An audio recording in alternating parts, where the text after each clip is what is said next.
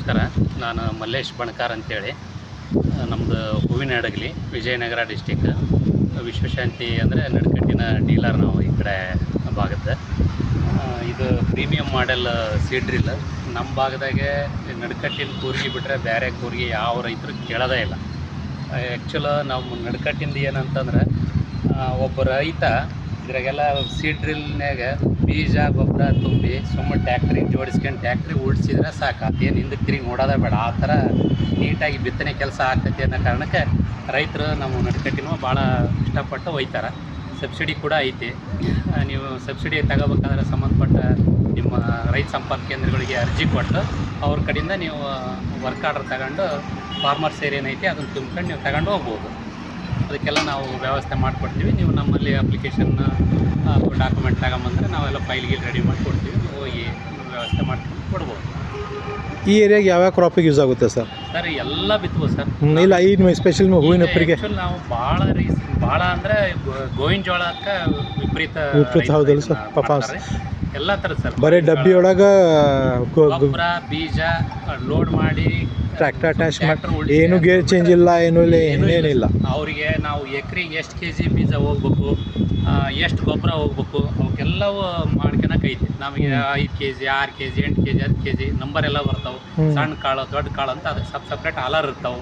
ಅದೇ ಪ್ರಕಾರನ ಇದು ಬಿತ್ತೈತಿ. ನೀವು 10 kg ಹೋಗ್ಬೇಕಂದ್ರೂ ಬಿತ್ತೈತಿ, 15 kg ಹೋಗ್ಬೇಕಂದ್ರೂ ಆ ಥರದ್ದು ಆಲರ್ ಆರಾಮಾಗಿ ಬಿತ್ಬೋದು.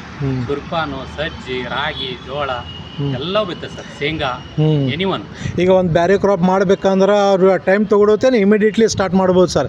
ಸಪೋರ್ಟ್ ಈಗ ಗೊಂಜಾಳ ಬಿತ್ತಿದ್ದಾರೆ, ಈಗ ನೆಕ್ಸ್ಟ್ ಕ್ರಾಪ್ ಅವ್ರಿಗೆ ಶೇಂಗಾ ಮಾಡೋದಿದೆ, ಅದು ಮತ್ತೆ 1.5 ತಾಸು ತೊಗೊಳುತ್ತೇನೆ, ಇಮಿಡಿಯೇಟ್ಲಿ ಒಂದು 10 ಮಿನಿಟ್ಸ್ ಅವ್ರು ಮಷಿನ್ ರೆಡಿ ಮಾಡಿ ಫೀಲ್ಡ್ ಮೂವ್ ಆಗ್ಬೋದು. ಅದು ಏನು ಪ್ರೊಸೆಸ್ ಇದೆ ಸರ್ ಅದರದ್ದು? ಅದರದ್ದು ಏನಿದೆ ಪ್ರೊಸೆಸ್ಸು?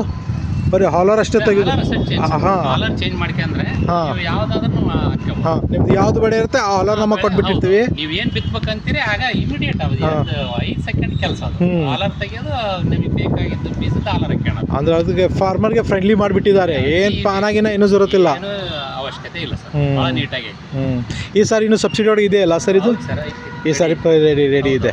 ಇನ್ನೊಂದು ನಮ್ಮಲ್ಲಿ ರೈತರು ಏನು ಮಾಡ್ತಾರೆ ಅಂದರೆ, ಈಗ ಕೆಲವೊಂದು ಒಬ್ಬ ರೈತಂದು ಟ್ಯಾಕ್ಟರ್ ಇರ್ತಾವೆ, ಹೊಲ ಸ್ವಲ್ಪ ಇರ್ತೈತಿ, ಆತ ಬಾಡಿಗೆ ದುಡಿಸ್ಬೇಕು ನಾವು ಗಾಡಿನ ಬಿತ್ತಕ ಅಂತೇಳಿ ನಮ್ಮ ನಡುಕಟ್ಟಿನ ಕೂರಿಗಿನ ಭಾಳ ಒಯ್ತಾರೆ. ಬಾಡಿಗೆ ಅಂದರೆ ಇನ್ನೊಂದು ಏನಂದರೆ, ಬೇರೆ ಕಂಪ್ನಿ ಕೂರಿಗೆ ಐತಿ ಅಂದ್ರೆ ಇನ್ನಿತರೆ ರೈತರು ಬಾಡಿಗೆ ಹೊಡ್ಸೋ ರೈತರು ಯಾರೂ ಕರೆಯೋದೇ ಇಲ್ಲ ಅದಕ್ಕೆ ಬಿತ್ತಾಕ. ಇಲ್ಲ ನಡುಕಟ್ಟಿನ ಕೂರಿಗೆ ಐತೆ ಅಂದ್ರೆ ಮಾತ್ರ ಬಾಡಿಗೆ ಬಾರಪ್ಪ ನಮ್ಮದು ಬಿತ್ತುಗಳು ಅಂತೇಳಿ ಕರೀತಾರೆ. ಯಾಕೆ ಸರ್? ರೀಸನ್ ಏನಿದೆ ಸರ್? ರೀಸನ್ ಅಂದರೆ ಇದು ಅಷ್ಟು ನೀಟಾಗಿ ಬಿತ್ತನೆ ಕೆಲಸ ಆಗ್ತದೆ ಸರ್. ಎಲ್ಲಿ ಬೀಜ ಹೋಗೋಕು ಹಿಂಗೆ ಆಗಂಗಿಲ್ಲ, ಸಾಲುಗಳು ಹುಟ್ಲೇ ಇಲ್ಲ ಅನ್ನೋ ಮಾತೇ ಇಲ್ಲ. ಎಲ್ಲಿ ಸ್ಟಾರ್ಟಿಂಗಿಂದ ಎಷ್ಟು ಇಂಚು ಒಳಗೆ ಬೀಜ ಹೋಗ್ಬೇಕು ಅಷ್ಟೇ ಇಂಚ ಒಳಗೆ ಬೀಜ ಬಿತ್ತತಿದ್ದು ಅಷ್ಟು ನೀಟಾಗಿ ಹುಡ್ತಾವೆ. ಆ ಕಾರಣಕ್ಕೆ ಬಿತ್ತನೆ ಚೆನ್ನಾಗಿ ಆಗ್ತತಿ ಅನ್ನೋ ಒಂದು ಉದ್ದೇಶಕ್ಕೆ ನಾವು ನಡುಕಟ್ಟಿನ ಕೂರಿಗಿಂದ ಬಾಡಿಗೆ ಕರೀತಾರೆ.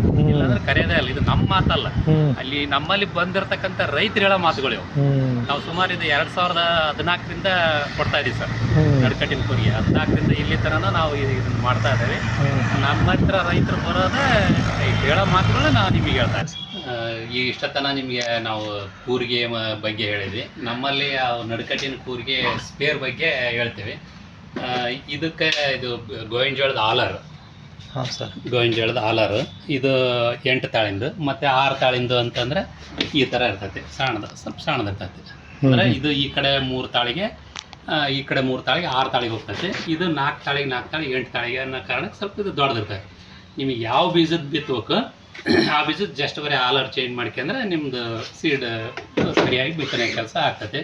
ಆಮೇಲೆ ನಮ್ಮಲ್ಲಿ ಎಲ್ಲ ಥರದ್ದು ಅದಕ್ಕೆ ನಡುಕಟ್ಟಿನ ಕೂರಿಗೆ ಒಂದು ಸಣ್ಣ ಪುಟ್ಟ ನಟ್ ಬೋಲ್ಟ್ ಮೊದಲು ಮಾಡಿ ಸ್ಪೇರ್ ನಮ್ಮಲ್ಲಿ ಅವೈಲೇಬಲ್ ಇರ್ತದೆ. ಬೇರೆ ಕಂಪ್ನಿಯವರು ಸಹಿತ ಬೇರೆ ಕಂಪ್ನಿ ಕೂರಿಗೆ ಇದ್ರ ಸಹಿತ ಬಂದು ನಮ್ಮಲ್ಲಿ ಸ್ಪೇರ್ ಕೇಳ್ತಾರೆ. ಹಂಗಾಗಿ ನಮ್ಮಲ್ಲಿ ಟೋಟಲಿ ಇವೆಲ್ಲ ಆಲಾರ ಸರ್. ಎಲ್ಲ pipe, anyone axle, bearings, anyone ಎಲ್ಲ ಸ್ಪೇರ್ ಪಾರ್ಟ್ಸ್ ಸಿಗುತ್ತೆ ಸರ್ ನಮ್ಮಲ್ಲಿ. ಅಂದ್ರೆ ನಟ್ ಕಟ್ಟಿ ಮಷೀನ್ ಫಾರ್ಮರ್ ತೊಗೊಂಡ್ರೆ ಎಲ್ಲೇ ಅಲೆದಾಡೋ ಜರುತ್ತಿಲ್ಲ ಸ್ಪೇರ್ ಪಾರ್ಟ್ಸ್ಗೋಸ್ಕರ. ಡೀಲರ್ ಎಲ್ಲ ಡೀಲರ್ ಹತ್ರಕ್ಕೂ ನಮ್ಮಲ್ಲಿ ನಮ್ಮ ಸ್ಪೇರ್ ಪಾರ್ಟ್ಸ್ ಅವೈಲೇಬಲ್ ಇರುತ್ತೆ. ನಟ್ ಕಟ್ಟಿನ ಡೀಲರ್ಸ್ ಯಾರ್ಯಾರು ಇದ್ದಾರೆ ಅವ್ರ ಹತ್ರ ಎಲ್ಲ ಸ್ಟಾಕ್ಸ್ ಅವೈಲೇಬಲ್ ಇದೆ.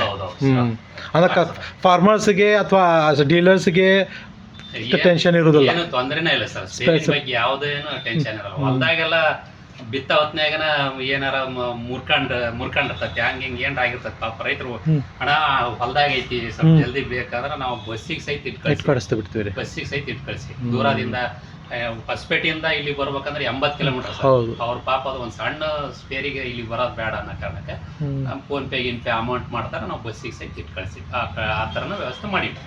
ಆದ್ರೆ ನಟ್ಕಟ್ಟಿ ಮಷಿನ್ ತಗೋದ್ರೆ ಫಾರ್ಮರ್ ನಿಶ್ಚಂತಿ ಆರಾಮಾಗಿರ್ಬೋದು ಸರ್. ಏನ್ ಫೀಲ್ಡ್ ಒಳಗಿರ್ಲಿ ಎಲ್ಲಾದ್ರೂ ಇರಲಿ, ಏನೇ ಇಶ್ಯೂ ಇತ್ತು ಅಂದ್ರೆ ಇಮಿಡಿಯೇಟ್ಲಿ ನಿಮಗೆ ಡೀಲರ್ಸ್ ಕಾಂಟ್ಯಾಕ್ಟ್ ಮಾಡ್ತಾರೆ. ಸ್ಪೇರ್ ಬೇಕಂದ್ರೆ ಸ್ಪೇರ್ ಸಿಗುತ್ತೆ, ಸರ್ವಿಸ್ ಬೇಕಂದ್ರೆ ಸರ್ವಿಸ್ ಸಿಗುತ್ತೆ.